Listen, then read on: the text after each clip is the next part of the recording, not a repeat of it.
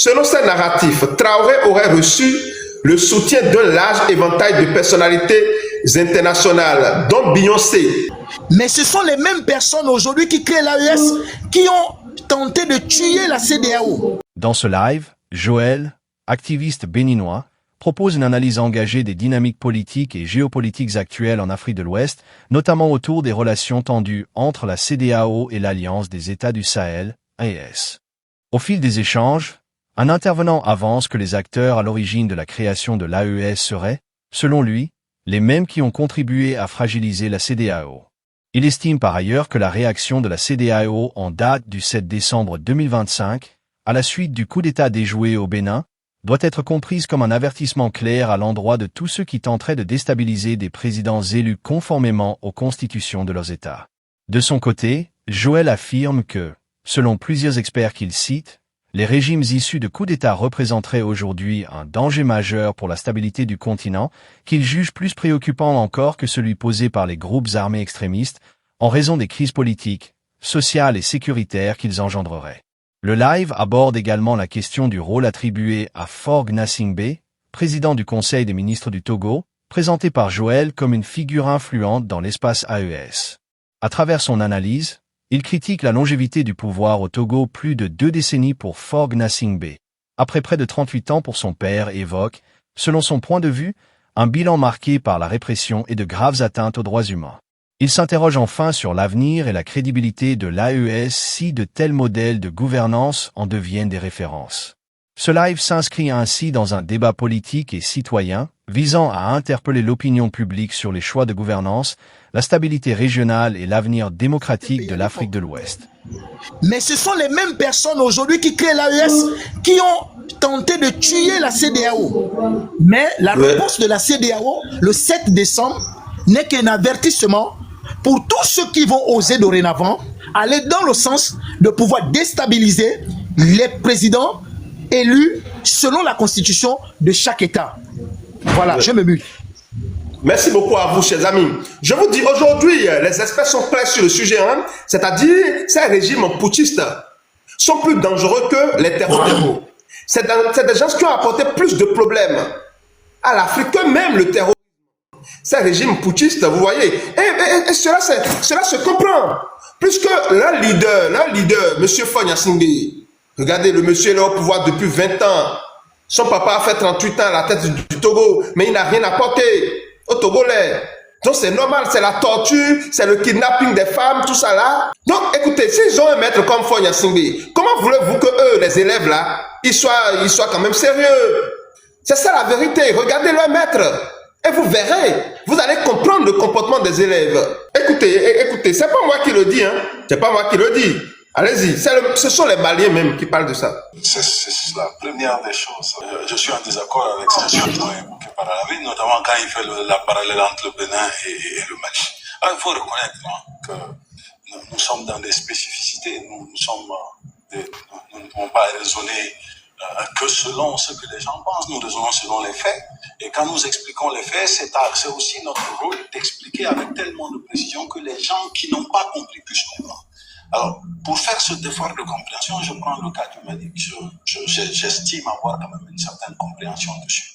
En 2012, sous le pouvoir d'ATT, il y a eu au Mali quelques attaques, notamment 3 tout au plus. Et si je veux être large sur certains événements, il y en a eu 5. D'accord, certains événements qui ont été repoussés par l'armée. Il y a eu 5 pendant tout le mandat du président Mamadou Toumani Touré. À partir du coup d'État de 2012, le Mali perd 3 régions et demi, j'ai l'habitude de le dire, en 3 jours. C'est-à-dire qu'on nous prend Kidal, on nous prend Gao, on nous prend Tombouctou, et on nous prend Mopti jusqu'à Kono.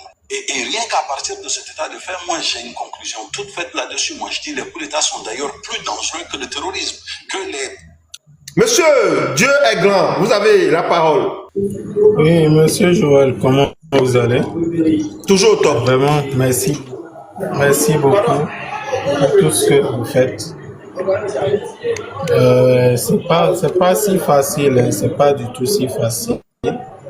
Ce que moi j'aimerais savoir est que j'entends souvent ils disent qu'ils veulent la souveraineté, Maintenant, et puis de l'indépendance et tout.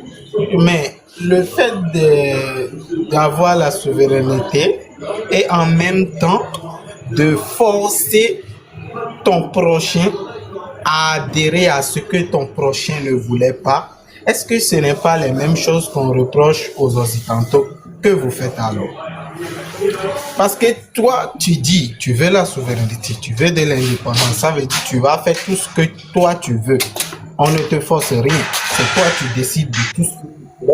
Mais aussitôt, c'est toi qui veux forcer les autres à être comme toi, forcément.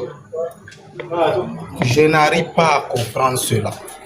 C'est comme si je comprends même pas. Mais le fait de dire panafricain, je pense que même dans 1000 ans, ça ne va pas exister. C'est la voyoucratie. C'est la voyoucratie, cette histoire-là. Quand on parle du panafricanisme, c'est la voyoucratie en réalité. C'est ça, exactement. C'est une manière de... Je ne sais pas si c'est une arnaque, hein, mais c'est vraiment difficile. C'est une arnaque, c'est une arnaque. C'est une arnaque. Tu vas perdre tout ton temps pour parler de... Mais ça va jamais exister parce que au fil des temps, on voit même les terreaux qu'on attrape aujourd'hui, on constate que c'est les noirs, on retrouve. On n'a jamais trouvé que c'est des blancs. Tu vas trouver que c'est les noirs, tu vas trouver. Ça veut dire que c'est tes propres frères là qui acceptent à prendre de l'argent pour prendre les armes contre toi. Et quand est-ce qu'on va s'unir avec ces gens-là tous? L'Africain en question a le cœur noir. Quand j'entends souvent les gens disent que les Européens disent à leurs enfants, quand vous voyez les Noirs là, ils sont pas bons et détestez-les et tout ça. Je trouve des raisons souvent à ces gens-là parce que c'est la preuve qui est là. D'abord, ton frère dit il ne veut pas, mais toi, c'est toi, tu cherches des fausses informations pour mettre sur lui. C'est toi, tu veux le diffamer. C'est toi, tu veux son mal, tu veux le déstabiliser. Tout ça, ça fait que ces gens-là, on les donne raison aujourd'hui de traiter les Noirs comme si ils sont pas bons. C'est à cause de tout ça. Mais aujourd'hui, ces gens-là, ils disent maintenant que c'est la France. Maintenant, avant, ils avaient une autre propagande. Maintenant, ils disent maintenant que c'est la France qui a organisé le coup d'État là avec Tigri. Et puis, c'est lui-même qui a aidé à s'enfuir. Je ne sais même pas où vient leurs idées. Souvent, ça. Parce que normalement, même si vous n'êtes pas l'Afrique. Ils sont en train de créer la pagaille dans la sous-région. Mais forcer les autres en même temps à être comme si... Est-ce que quelqu'un demande à quelqu'un de libérer quelqu'un? Est-ce que quelqu'un a dit que je suis enchaîné, venez me libérer? Je ne sais même pas quand est-ce qu'ils vont comprendre, hein, mais vraiment, il faut que nous, les jeunes, on n'a qu'à compris tôt pour ne pas faire les combats inutiles là. Non, ce n'est même pas du tout bien. Donc ça veut dire que en même temps, au Niger, là-bas, la veille du coup d'État, on essaie déjà de ouvrir ce frontière-là déjà pour faire passer l'Inarium, pour faire passer des troupes pour venir aider Tigri dans le pays, pour pouvoir prendre le pouvoir. Or, pourtant, la population en question, là, quand ils ont dit tout partout, là, est-ce que la population est sortie? Non, la population n'est même pas sortie. Au contraire, ils sont sortis pour soutenir le pouvoir et condamner ce coup d'État qui ne veut pas dans leur pays. Et le Bénin, même si... Quel reproche on va reprocher aujourd'hui, juste quand on va parler de coup d'État? Et c'est vraiment, je sais pas comment tu vas vouloir. Faites votre truc là-bas, personne ne vous refuse quelque chose. Mais maintenant, vous allez chercher à déstabiliser les autres parce qu'ils sont en train d'évoluer. Parce que vous ne trouvez pas une grande porte pour sortir. L'Afrique, c'est une insulte contre la grandeur de l'Afrique. Le Tchad n'a rien à voir dans l'AES. Absolument rien. Et il ne faut pas dire, le Tchadien, bien sûr, a la souveraineté. Mais ce n'est pas parce qu'on veut la souveraineté qu'on accepte n'importe quoi. Non, nous avons payé cher pour notre démocratie. On ne peut pas se permettre d'aller brader notre démocratie. On peut mettre la France dehors en faisant autrement. Ce n'est pas en baillant ce peuple. Les gens qui fuient, les journalistes, forcément, ils ont quelque chose à cacher. Parce que c'est des régimes lucifiges. Lucifiges, c'est-à-dire des gens qui fuient la lumière. Si vous n'avez rien à vous reprocher, je vous assure, vous embrassez les journalistes tout de suite sur la bouche. Mais si quelqu'un fuit les journalistes, il y a un problème. Or, ces trois États-là aujourd'hui ont comme numéro 1, comme ennemi numéro 1. Ibrahim Traoré n'a rien de Thomas Sankara. Rien du tout. Quel Ibrahim Traoré? Quel Traoré, un monsieur qui soutient la dictature, l'oppression, le kidnapping des femmes, vous allez dire que lui c'est... Mais quand même, mais réveillez-vous. Vous savez ce qui se passe au Togo? Le régime togolais là, il n'y a pas de président plus france-africain que Faure Gnassingbé. Et c'est celui-là que Ibrahim Traoré soutient. Et vous dites que Ibrahim Traoré est un panafricain? Mais quand même, soyons sérieux. Lui, il n'a rien de Sankara, ce monsieur-là. Le monsieur va s'agenouiller devant la Russie. Et vous dites quoi? Il va honorer les soldats tombés, les soldats russes tombés depuis des décennies. Peut-être il n'est même pas encore né. Et vous dites qu'il est un panafricain? C'est pas sérieux. Je voudrais savoir, est-ce que ces trois États, les États qui composent l'Alliance du Sahel, est-ce que ces États ne rencontrent plus de problèmes après 6 mois, depuis janvier, nos jours? C'est pas qu'ils rencontrent plus de problèmes, ces États sont eux-mêmes des problèmes. L'Alliance des États du Sahel, c'est une grosse escroquerie politique, il faut le dire très clairement. Ce sont des individus assoiffés du pouvoir qui s'accrochent au vernis de la souveraineté, du nationalisme, ou je ne sais quoi. Moi, je n'ai absolument aucune admiration. Absolument aucune admiration. Mais le peuple s'adhère. Non, le peuple n'adhère à rien. Lorsque vous êtes dans un contexte où pour un oui, pour un non, vous êtes en Bastille, lorsque des avocats, des journalistes sont jetés en prison, lorsqu'on est prêt à prendre un vieillard de 70 ans pour l'envoyer à la guerre contre les terroristes parce qu'il a osé critiquer la mauvaise gestion de la guerre anti-djihadiste, lorsque au Niger, un militant des droits de l'homme comme Tchangari se trouve embastillé pour collaboration avec l'ennemi et des accusations complètement farfelues. Lorsque un militaire, fut-il officier, général, 5 étoiles ou je ne sais quoi, s'accorde 5 ans de pouvoir par décret. 5 ans, c'est un mandat pour ça. Il ne faut pas déconner. Lorsqu'on prend des textes pour abolir entièrement les partis politiques, la société civile, et une seule voix, c'est-à-dire la voix des canons, doit être entendue. Lorsqu'on vire tout ce qui est médias et on ne laisse que les médias propagandistes, pour moi, ça n'est pas le chemin. Ça n'est absolument pas le chemin du progrès, ni même du moindre avancement. Et d'ailleurs, ne soyons pas amnésiques.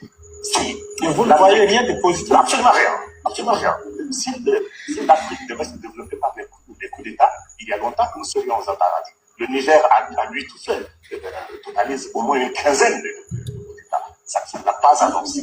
Le Burkina l'a connu, le Mali, je pense que, hormis le Sénégal, nous avons tous connu des coups d'État. Donc, nous ramener cette vieille ficelle qui consiste à sortir des casernes, à accaparer le pouvoir pour nous. Je vous assure qu'aujourd'hui, n'importe quel brigand, il suffit de brandir le slogan France dehors, souveraineté, et tout le monde va applaudir. Mais ce n'est pas parce qu'on dort dans le même lit qu'on fait les mêmes rêves. Non, absolument pas. Ce n'est pas parce que vous détestez la France, la formule simpliste qui dit que... Mais est-ce que la formation de l'Alliance, de l'AES, on conteste pas le Tchad n'a rien à voir dans l'AES. On n'a rien à voir. Parce qu'il y a des personnes qui ont versé leur sang, qui ont perdu leur vie pour que nous soyons aujourd'hui une démocratie. Même si c'est une démocratie embryonnaire, même si c'est une démocratie balbutiante, nous avons donné beaucoup pour ça. Et ce n'est pas pour reculer, pour ressembler à des casernes ou des prisons à ciel ouvert, comme le sont le Niger. Non, c'est le peuple malien, le peuple nigérien, le peuple burkinabé, je vous assure, on prétend qu'ils soutiennent. Sur quoi on se base d'ailleurs pour dire que ces gens-là soutiennent les différentes choses. C'est exactement, excusez-moi, je vais faire une analogie qui va peut-être vous frustrer, mais c'est exactement comme dans les médias publics ici chez nous, on vous dit que vous faites de l'autocensure, qu'il n'y a pas de censure, mais vous faites de l'autocensure parce que l'écosystème dans lequel vous évoluez vous pousse à l'autocensure. On ne se fait pas de l'autocensure pour le plaisir de le faire. Vous avez aujourd'hui, après la diffusion de ce que vous venez de dire, hein, l'Alliance, il n'y aura pas de l'autocensure. L'Alliance des États du Sahel. Lorsque j'entends mon grand frère, c'est tantôt que nous sommes socio-anthropologiquement beaucoup plus proches du Niger, du Burkina, du Mali, que... Et là, c'est incontestable. Du Cameroun ou du Gabon, ça c'est même contradictoire. C'est contradictoire, pourquoi? Parce que ces prétendus ces jeunes d'ailleurs, ces prétendus souverainistes qui sont au pouvoir, ont un rêve panafricain. Alors si vous commencez déjà dans le rêve panafricaniste à dire qu'on est beaucoup plus proche de ceci que de cela, alors finalement vous partez en contradiction. contradiction de ce que eux chantent à longueur de journée sur l'alliance des États du Sahel. Lorsque j'entends mon grand frère, le docteur Néné, il disait tantôt que nous sommes socio-anthropologiquement beaucoup plus proches du Niger, du Burkina, du Mali que là, c'est incontestable. Du Cameroun ou du Gabon. Ça, c'est même contradictoire. C'est contradictoire, pourquoi? Parce que c'est prétendu, c'est jeunes d'ailleurs, c'est prétendu souverainistes qui sont au pouvoir, ont un rêve panafricain. Alors si vous commencez déjà dans le rêve panafricaniste à dire qu'on est beaucoup plus proche de ceci que de cela, alors finalement vous partez en contradiction de ce que eux chantent à longueur de journée. Quand vous prenez un Ibrahim Traoré du Burkina, qui n'est pas un phare de la réflexion, et qui se prend pour Thomas Sankara, franchement, ce n'est rien à voir. On a eu absolument rien. Et il ne faut pas dire que Tchadien, bien sûr, dans la souveraineté. Mais ce n'est pas parce qu'on fait la souveraineté qu'on accepte n'importe quoi. Non, nous avons payé cher pour notre démocratie. On ne peut pas se permettre d'aller brader notre démocratie. On peut mettre la France dehors en faisant autrement. Ce n'est pas en baillonnant ce peuple. Les gens qui fuient, les journalistes, forcément, ils ont quelque chose à cacher.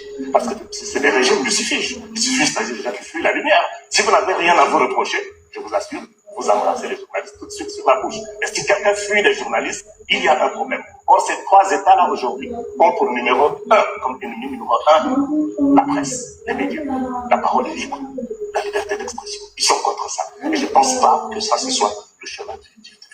Il faut que l'Afrique arrête. Nous ne sommes pas les seuls pays colonisés au monde.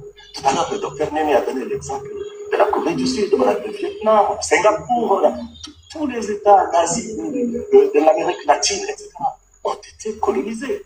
Pourquoi nous sommes les seuls qui devrions expliquer toutes nos tares d'aujourd'hui, alors le seul fait d'avoir été colonisé? Nous avons. Chers amis, c'est ça, hein? Un homme sérieux ne peut pas soutenir Faure Gnassingbé. Lorsque vous voyez quelqu'un sortir en Afrique pour dire que je suis un putschiste, ou bien je suis Ibrahim Traoré et que je soutiens Faure Gnassingbé, c'est un menteur. C'est tout. Il ne faut même pas chercher loin.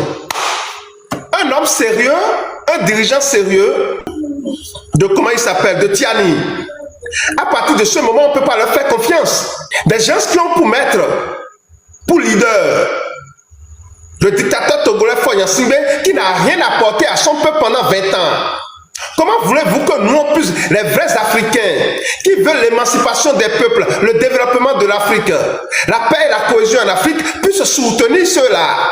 Mais dites-nous, comment voulez-vous qu'on puisse faire confiance à ceux-là? Un homme sérieux, un dirigeant sérieux, qui parle du panafricanisme, et même considère Faure Gnassingbé comme un panafricain.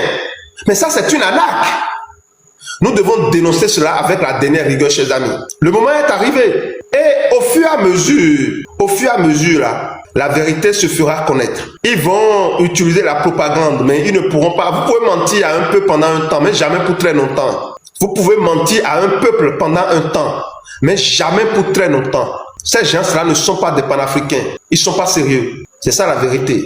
Je vais vous lire un rapport officiel. Une divergence croissante de narratifs autour de la sécurité au Burkina Faso par le Centre d'études stratégiques de l'Afrique. 9 septembre 2025.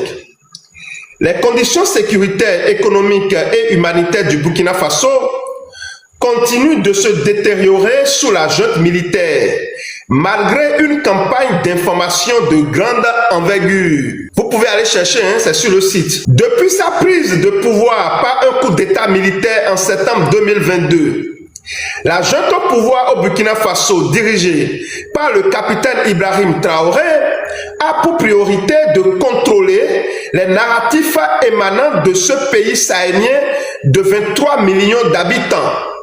Avec l'aide d'un réseau d'influenceurs, d'agents liés aux services de renseignement et de pages de médias affiliés, la junte de Traoré a vanté ses réalisations en tant que leader transformateur, à l'instar de l'emblématique Thomas Sankara.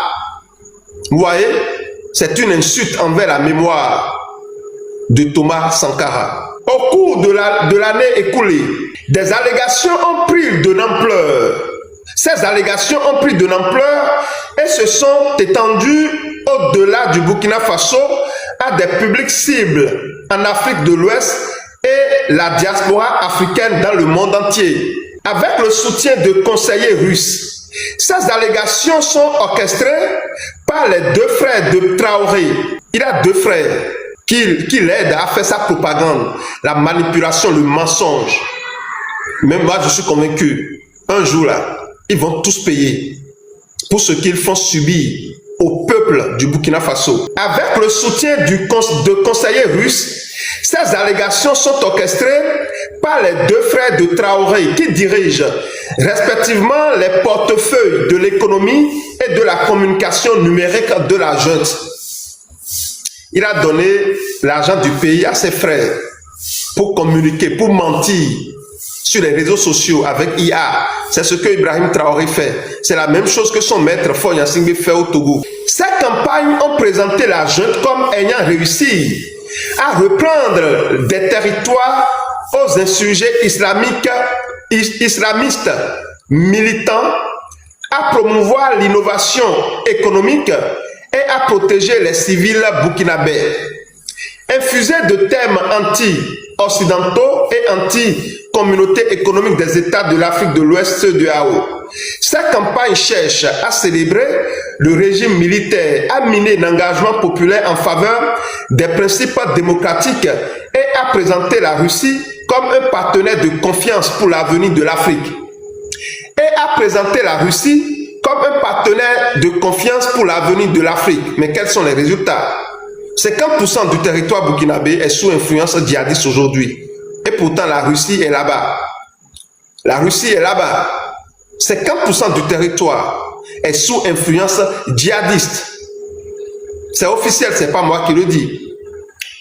Au cours de l'année écoulée, ces allégations ont pris de l'ampleur et se sont étendues au-delà du Burkina Faso à des publics cibles d'Afrique de l'Ouest et de la diaspora africaine dans le monde. Selon ces narratifs, Traoré aurait reçu le soutien d'un large éventail de personnalités internationales, dont Beyoncé. Vous vous rappelez, ils ont parlé de Beyoncé, Beyoncé a chanté pour Ibrahim Traoré. C'est faux! C'est faux, vous pouvez aller vérifier, c'est faux. C'est IA, intelligence artificielle. Rihanna, ils ont parlé de Rihanna aussi, c'est totalement faux. C'est ça, c'est ce qu'ils font avec l'argent des Burkinabés. Le pape Léon XIV, c'est faux. Le pape n'a jamais parlé de lui, ne lui a jamais apporté son soutien. D'abord, le président américain Donald Trump a dit qu'il est considéré comme des braqueurs de boutiques. Ceux qui prennent le pouvoir d'État par la force. Donc ils n'ont aucun soutien. C'est la manipulation. Largement diffusé par le biais de vidéos générées par l'intelligence artificielle, d'approbation fabriquée de toutes pièces et d'une amplification hautement coordonnée sur les médias sociaux. Ces campagnes ont permis de cultiver une image de succès fabriquée numériquement et touchant des millions de téléspectateurs. Compte tenu de la fréquence et de l'ampleur de ces allégations, ainsi que de leur profonde implication en matière de sécurité et de gouvernance pour la région, il est essentiel d'examiner plus en détail la situation au Burkina Faso. Événements violents perpétrés par les groupes islamistes militants au cours des 33 mois écoulés depuis précédent septembre 2022. Point fort. La sécurité, chers amis.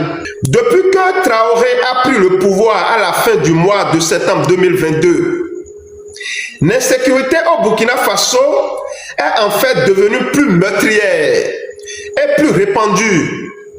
Les morts liés à la violence des groupes islamistes militants ont presque triplé au cours des 3 dernières années, atteignant 17 775 morts. Chers amis, on ne blague pas. Allez, les informations sont officielles, c'est sur leur site. C'est ça, on vous cache dans la manipulation. Écoutez bien, on parle de 17 775 morts. Ce chiffre est à comparer aux 6 630 morts enregistrés au cours des 3 années précédant le putsch de Traoré.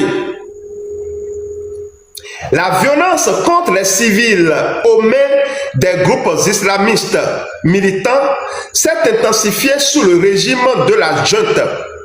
Depuis le coup d'État militaire de Traoré, les groupes islamistes militants sont responsables de la mort d'au moins 2823 civils, ce qui représente une augmentation de 87% par rapport aux 1511 civils tués au cours de la même période avant le putsch de Traoré. Vous voyez, ces gens-là n'ont pas la solution. Ils sont le problème de la sous-région. Ces statistiques sur la détérioration de la sécurité sont probablement plus alarmantes, étant donné que la junte a activement tenté de supprimer les reportages des médias indépendants. Vous comprenez? La létalité de ces attaques perpétrées par les islamistes militantes semble suivre une tendance croissante. 3 de leurs 5 attaques les plus meurtrières au Burkina Faso depuis le début de cette violence en 2016 ont eu lieu au cours de l'année écoulée. Il s'agit notamment d'une embuscade contre un convoi militaire près de Nassougou qui a fait 158 morts, d'une attaque contre la ville de Djibo, y compris sa caserne militaire qui a fait au moins 210 morts, et d'une attaque contre la ville de Bassalogo qui a fait au moins 310 morts pour la plupart des civils. L'armée burkinabé est souvent sur la défensive lors de ces attaques. Les groupes islamistes militants ayant déclenché l'année dernière 4 fois plus de batailles contre les forces burkinabées que Neves. En 2025, les islamistes militants ont organisé des attaques majeures contre des casernes militaires à Di. Voilà, ça c'est des régions du Burkina Faso. On parle de Di, on parle de Diapaga, on parle de Djibo, on parle de Futuri, on parle de Nansfiera, Sonenzo, Solé, Tiou, Nyamba. Chers amis, Ibrahim Traoré n'est pas la solution. Il est le problème. Depuis que ce monsieur il est arrivé au pouvoir avec les conseils de Faure Gnassingbé, en suivant les conseils de Faure Gnassingbé, il n'a rien apporté au Burkinabé. Plus de 50% du territoire burkinabé est sous influence djihadiste. Chers amis, vous-même, on n'invente rien. Cherchez, lisez. Lisez par vous-même pour comprendre la réalité du terrain au Burkina Faso. Donc en 2025, les islamistes militants ont organisé des attaques majeures contre des casernes militaires à Di, Diapaga, Djibo, Futuri, Nafiora, Sonenzo, Solé, Tiou, Nyamba. Au cours du premier semestre 2025, des groupes islamiques militants, principalement le Front de libération du Massina, Ansaroul Islam et Katiba, Anifa, ont lancé au moins 42 attaques, au cours desquelles 10 soldats ou plus ont été tués. 8 des 10 attaques islamiques les plus meurtrières contre l'armée ont eu lieu depuis le coup d'État de Traoré. Chers amis, c'est ça la réalité sur le terrain. Ces statistiques sur la détérioration de la sécurité sont probablement plus élevées étant donné que la junte a activement tenté de supprimer les reportages des médias indépendants sur lesquels repose une grande partie de ces données. Alors, je ne sais pas si on va vous montrer les... je veux bien vous montrer, mais je ne sais pas comment je vais faire. Bon, quand je viens, je vais voir. je pense que c'est... Voilà, c'est bon comme ça. Voilà, c'est un peu... Oui. Comme c'est... Mais ils disent qu'il n'y a pas de base militaire chez eux, hein, mais c'est faux. Moi, j'ai eu l'information, j'ai publié sur ma page. Ils ont des bases militaires russes. Bien sûr. Mais bien sûr, cher ami, bien sûr. Bien sûr. Je veux bien vous montrer les statistiques là, mais à cause de mon écran là, ça ne sort pas bien. Mais je vais faire des vidéos sur ça. Je vais faire des vidéos sur ça. Je vais vous partager les informations. Vous allez vérifier par vous-même. Les gens là sont dans la propagande. Ils sont dans la propagande. Mais tôt ou tard là, ils seront rattrapés par la vérité. Tôt ou tard, ils seront rattrapés par la vérité. Les forces de sécurité burkinabées sont également liées à une augmentation de la violence contre les civils sous Traoré. Les forces de sécurité, y compris les milices d'autodéfense alliées, seraient responsables de la mort de 2121 civils depuis l'arrivée au pouvoir de la junte.